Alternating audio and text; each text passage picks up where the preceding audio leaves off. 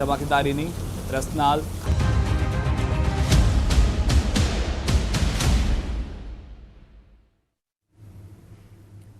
નમસ્કાર, સ્પેશિયલ રિપોર્ટમાં આપનું સ્વાગત છે। હું છું આપની સાથે ઝરણા। રશિયા યુક્રેન યુદ્ધ દુનિયાના અબજો લોકોને ભૂખે મારી શકે છે। બ્લેક સી એટલે કે કાળો સમુદ્ર અત્યારે રશિયા યુક્રેન યુદ્ધનો અખાડો બન્યો છે। બ્લેક સીમાં રશિયાના હુમલાથી બચવા માટે યુક્રેનની નૌસેના દરિયાઈ સુરંગ બિછાવી રહી છે, તો કાળા સાગરના રસ્તે યુક્રેનને કોઈ મોટી મદદ ન મળે તે માટે રશિયાએ પણ સી માઇન્સની આખી જાળ બિછાવી છે। પણ આ દારૂગોળાની જાળે તે જહાજોનો રસ્તો રોક્યો છે, જે રસ્તે અનાજ દુનિયાના તમામ દેશોમાં પહોંચે છે। યુક્રેન રશિયા યુદ્ધને કારણે કેમ દુનિયા ભૂખે મરશે તે આજના અમારા સ્પેશિયલ રિપોર્ટમાં જુઓ।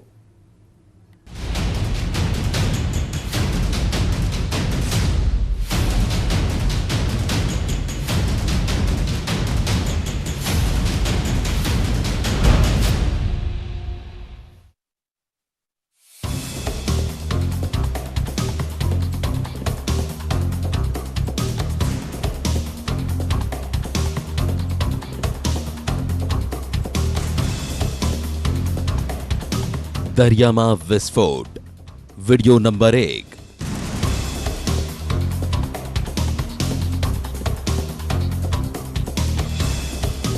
દરિયામાં વિસ્ફોટ વીડિયો નંબર 2।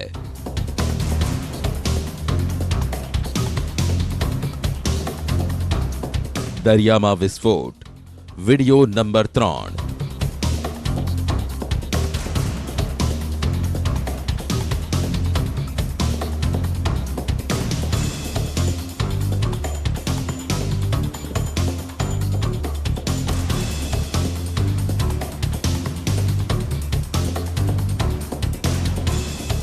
દરિયાની અંદર બિછાવવામાં આવેલી સી માઇન કંઈક આવી રીતે જ દુશ્મનોનો કાળ બને છે।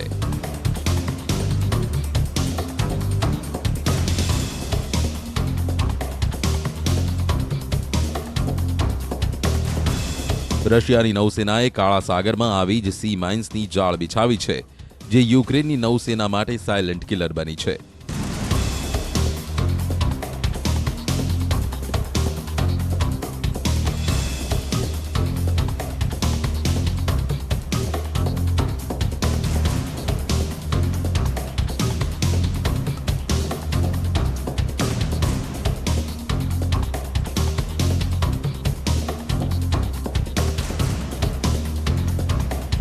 કાળા સાગરમાં રશિયાએ બિછાવેલી સી માઇન્સની અસર યુક્રેન પર જ નહીં, તે ફૂટવાનો ખોફે 6 અબજ લોકોના કોળિયા પર સંકટ ઊભું કર્યું છે।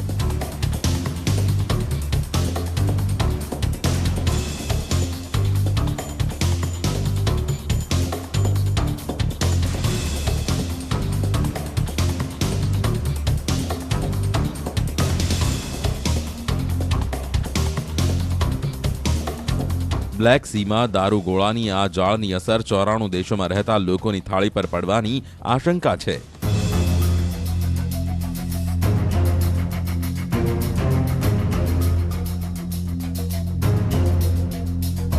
કારણ છે કાળા સાગરમાં દરિયાની લહેરો પર પુતિનની સેનાનો પહેરો।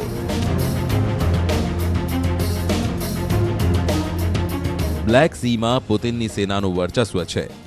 બ્લેક સી સાથે જોડાયેલા યુક્રેનના તમામ બંદરો પર રશિયાની ચાંપતી નજર છે। કાળા સાગરમાં બંદરો પર રશિયાની નાકાબંધી। કાળા સાગરના તટ પર રશિયાને લઈ ખુદ યુક્રેને પણ સી માઇન્સ લગાવી રાખી છે, જેના કારણે કોઈપણ જહાજની અવરજવર પર કર્ફ્યુ જેવી સ્થિતિ બની ગઈ છે। રશિયાની નૌસેના સામે યુક્રેનની નૌસેના પહેલા જ નબળી સ્થિતિમાં હતી। ઉપરથી હવે યુદ્ધ પછી રશિયાએ આખા બ્લેક સી ફ્લીટને સુપર એક્ટિવ કરી દીધું છે। કાળા સાગરના તટના ખૂણે ખૂણે માઇન્સ લાગેલી હોય છે, જેના કારણે યુક્રેનના પોર્ટ પૂરી રીતે દુનિયાથી કપાઈ ગયા છે।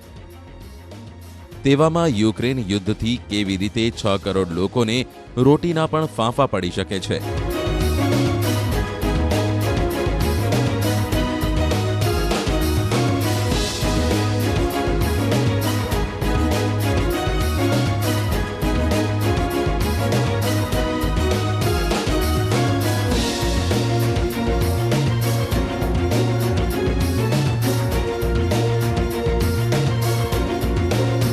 આ આખા અન્ન સંકટની આખી કહાની તમને સમજાવીશું, પણ તે પહેલા આ સંકટના મૂળમાં શું છે તે સમજી લો. યુક્રેનની think tank centre for defence strategies મુજબ હાલમાં કાળા સાગરમાં 6 બ્લેક સી ફ્લીટ જહાજ અને 2 સબમરીન છે, જે માલવાહક જહાજોની સુરક્ષા માટે ખતરો બનેલી છે. તો રશિયા અને યુક્રેને બિછાવેલી સી માઇન્સ હજારો જહાજો માટે કાળ બનેલી છે.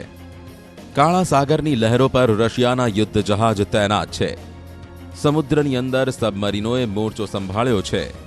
સાથે જ સાયલેન્ટ કિલરના રૂપમાં સી માઇન્સ પણ છે.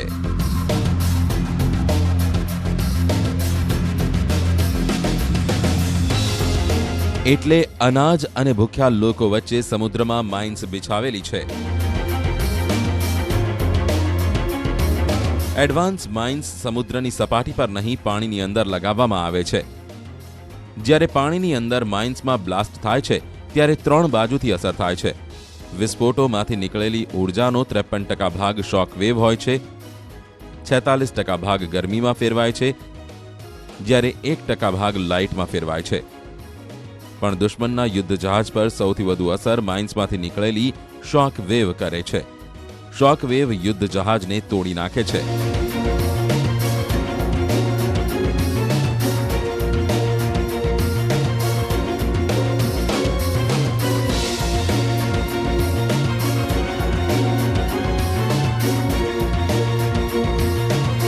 લગભગ આખા બ્લેક સી પર રશિયાએ કેવી રીતે દારૂગોળાની જાળ બિછાવી છે તેને તમે આ વિડીયોથી સમજી શકો છો. આ વિડીયોમાં જોવા મળી રહ્યું છે કે રશિયાની નીચેથી નીકળતી મિસાઇલ પોતાના ટાર્ગેટને ધ્વસ્ત કરવા માટે ઝડપથી આગળ વધે છે.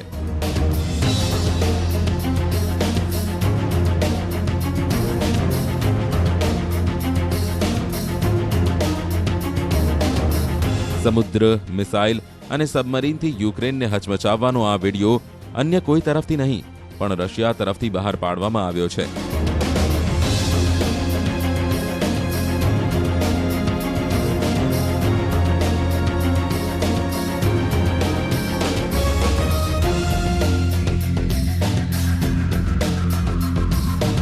આ વિડીયો તે સમયનો કહેવામાં આવી રહ્યો છે જ્યારે રશિયાએ કાળા સાગરમાં પોતાની સબમરીનથી યુક્રેન પર મિસાઇલ હુમલો કર્યો હતો. રશિયાની સબમરીનો આખી દુનિયામાં પોતાની તાકાત માટે જાણીતી છે.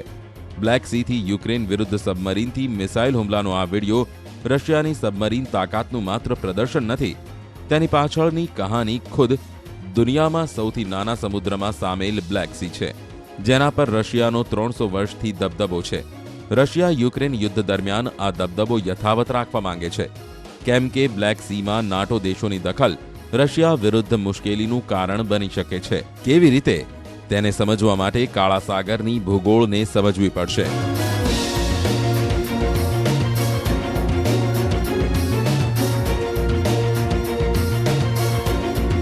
કાળા સાગર સાથે 6 દેશોની સરહદ લાગેલી છે. બ્લેક સી સાથે સરહદ રશિયા, જોર્જિયા, તુર્કી, બલ્ગેરિયા, રોમાનિયા અને યુક્રેનની જોડાયેલી છે. આ દેશોમાંથી 4 પહેલાથી જ નાટોના સભ્ય છે. રશિયાનો પડકાર મોટો છે કેમ કે 5મો દેશ યુક્રેન પણ નાટોમાં સામેલ થવા ઉત્સુક છે.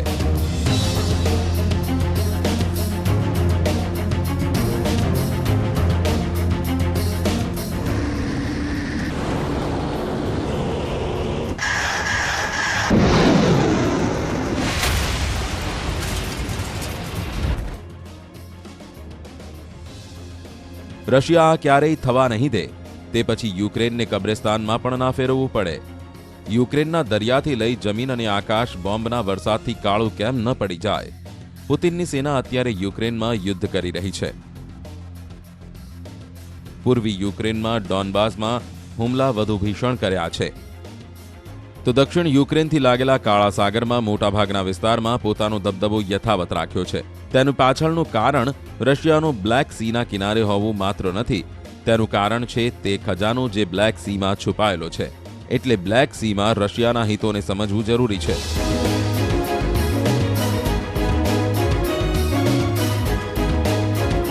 યુક્રેનની ઇકોનોમીમાં મહત્વપૂર્ણ ભૂમિકા નિભાવનાર ઘઉં અને સ્ટીલનું સૌથી વધુ ઉત્પાદન બ્લેક સીના કિનારે વસેલા શહેરમાં થાય છે. નાટોમાં સામેલ દેશો પર ઇકોનોમિક અને પોલિટિકલ દબદબો યથાવત રાખવા માટે બ્લેક સાગર સ્ટ્રેટેજિક પોઈન્ટ છે, જ્યાં રશિયાનો નેવલ બેઝ સેવસ્તોપોલ છે. બ્લેક સીને યુરોપનું આર્થિક પ્રવેશદ્વાર માનવામાં આવે છે. અહીંથી તે ભૂમધ્ય સાગર સુધી પોતાની પહોંચ બનાવે છે. અહીંથી દક્ષિણ યુરોપના શહેરોમાં પોતાનો સામાન પહોંચાડે છે. યુરોપના કેટલાય દેશ ઉર્જા અને ઓઇલની જરૂરિયાતો પૂરી કરવા માટે બ્લેક સીને સેફ અને શોર્ટ રૂટની જેમ ઉપયોગ કરે છે. બ્લેક સી આસપાસના ક્ષેત્રને વિશ્વમાં ઘઉંનું બાસ્કેટ કહેવામાં આવે છે. બ્લેક સીમાં નેચરલ તેલ અને ગેસનો ભંડાર છે.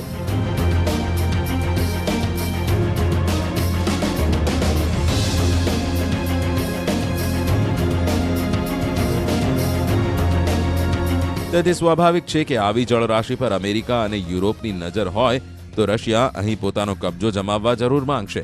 પણ કાળા સાગરના યુદ્ધમાં હવે 6 અબજ લોકોની રોટલી પર ગ્રહણ લાગી શકે છે. યુક્રેન ઘઉંની નિકાસ કરતો મુખ્ય વૈશ્વિક દેશ છે, જે ઘઉંના બજારમાં 9% યોગદાન આપે છે.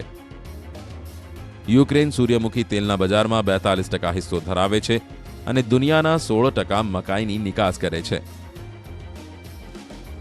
બ્લેક સીમાં સી માઇન્સના કારણે યુક્રેનમાં 20 થી 25 મિલિયન ટન ઘઉં ફસાઈ ગયા છે.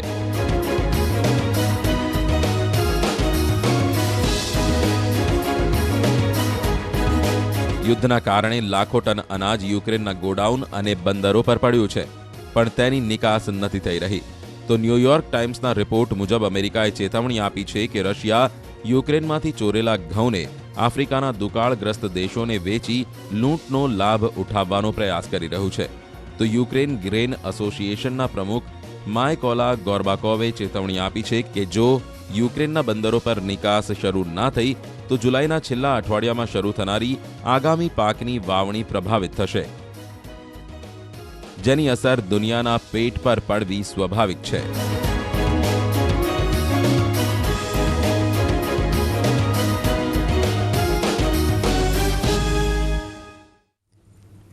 તો આ મહાયુદ્ધને 109 દિવસ થઈ ગયા છે, જેમાં પુતિને સંકેત આપ્યો છે કે હવે યુદ્ધ વધારે ભીષણ થવાનું છે. પુતિન યુદ્ધમાં નવી ફોર્મ્યુલા લઈને આવ્યા છે. પુતિનની આ નવી ફોર્મ્યુલા શું છે તે જોઈએ અમારા સ્પેશિયલ રિપોર્ટમાં.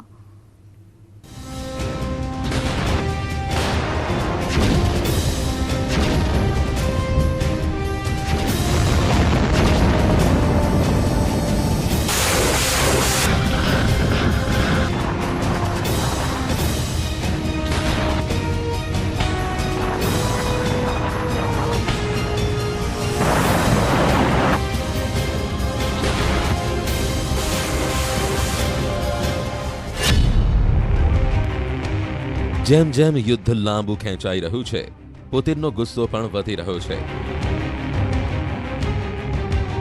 જેમ જેમ પુતિનનો ગુસ્સો વધી રહ્યો છે, યુક્રેન યુદ્ધમાં વધારે ભયંકર હથિયારોનો ઉપયોગ થઈ રહ્યો છે.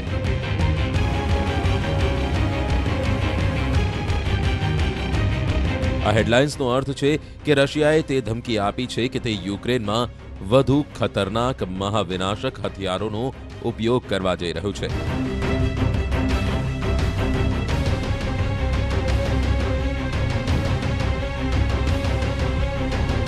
શું હવે બ્લેક સી એટલે કાળા સાગર પછી બાલ્ટિક સાગરમાં બહુ મોટું યુદ્ધ થવાનું છે? આખરે કેમ પુતિનના દુશ્મન નાટો દેશ સતત બાલ્ટિક સાગરમાં સક્રિય થઈ રહ્યા છે? કેમ બાલ્ટિક સાગરના ખારા પાણીમાં આગ લાગેલી છે?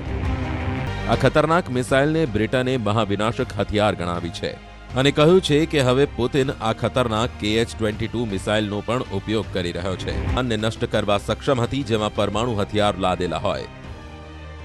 ખાસ કરીને આ મિસાઇલ રશિયાએ અમેરિકા વિરુદ્ધ ઉપયોગ કરવા માટે બનાવી હતી, પણ હવે તેનો અસલી ઉપયોગ યુક્રેન યુદ્ધમાં કરવામાં આવી રહ્યો છે.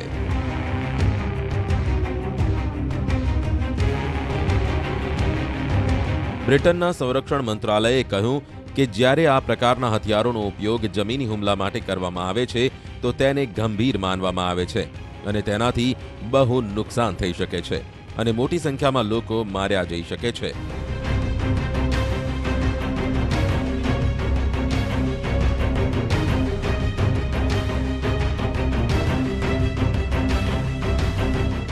મહાવિનાશક હથિયારોનો પ્રયોગ.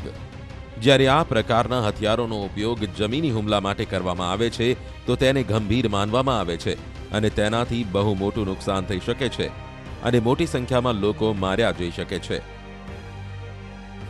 આ મિસાઇલ 500 કિલોમીટર દૂર દુશ્મનને તબાહ કરી શકે છે. 5500 કિલોમીટર પ્રતિ કલાકની ઝડપથી આ મિસાઇલ પોતાના ટાર્ગેટ પર તૂટી પડે છે. સૌથી મોટી વાત છે કે પરમાણુ હુમલો કરવા માટે પણ સક્ષમ છે આ હથિયાર.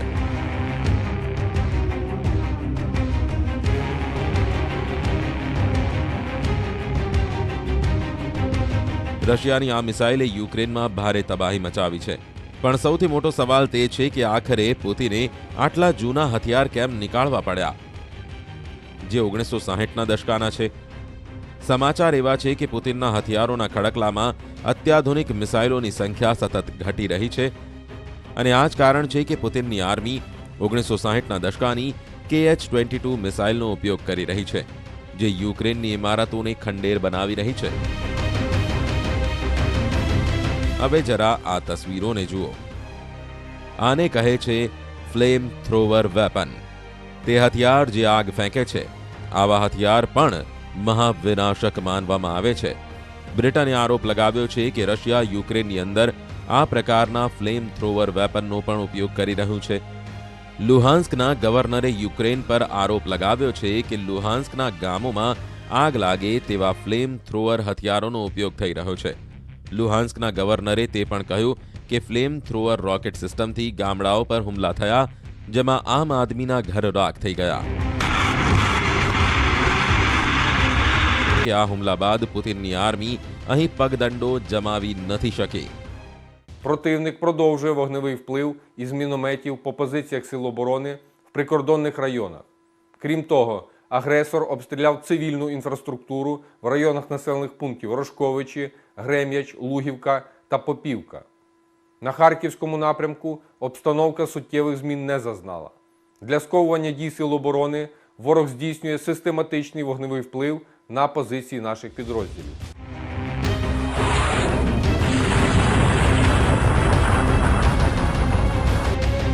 ફ્લેમ થ્રોઅર એટલે કે આગ ફેંકતા હથિયારોનો ઉપયોગ બીજા વિશ્વયુદ્ધમાં પણ કરવામાં આવ્યો હતો.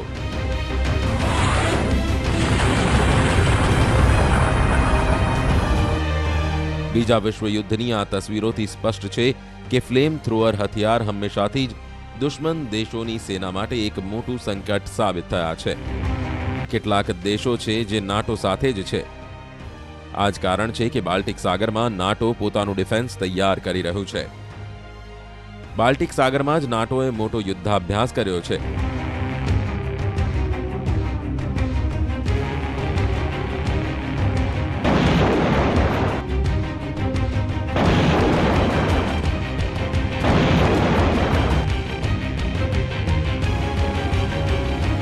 નાટોએ RBS-70 એર ડિફેન્સ સિસ્ટમને યુદ્ધાભ્યાસમાં સામેલ કરી. શું છે આ RBS-70? આ સિસ્ટમને સ્વીડનની એક કંપનીએ તૈયાર કરી છે. RBS-70 short range defence laser guided missile system છે.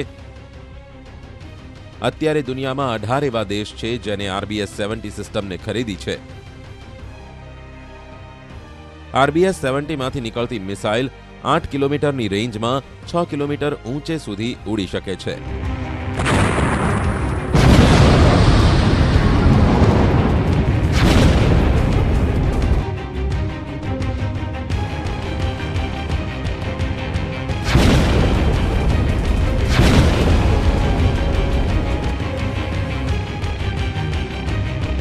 ઈરાને ઈરાકના વિમાનો વિરુદ્ધ ઈરાક-ઈરાન યુદ્ધ દરમિયાન RBS-70 હથિયારોનો ઉપયોગ કર્યો હતો.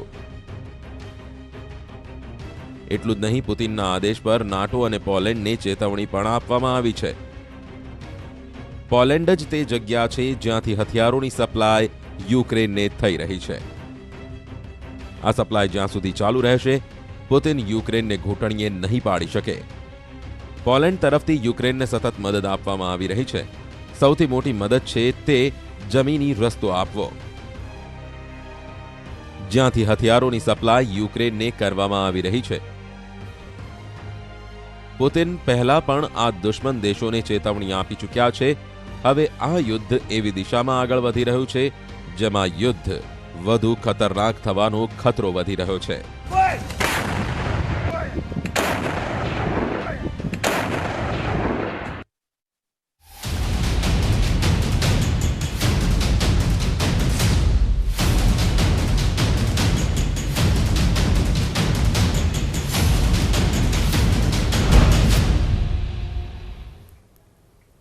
તો આ સાથે સ્પેશિયલ રિપોર્ટ અહીં સમાપ્ત કરીશું અને વધુ સમાચારો વિસ્તારથી જોવા માટે આપ જોતા રહો ન્યૂઝ 18 ગુજરાતી.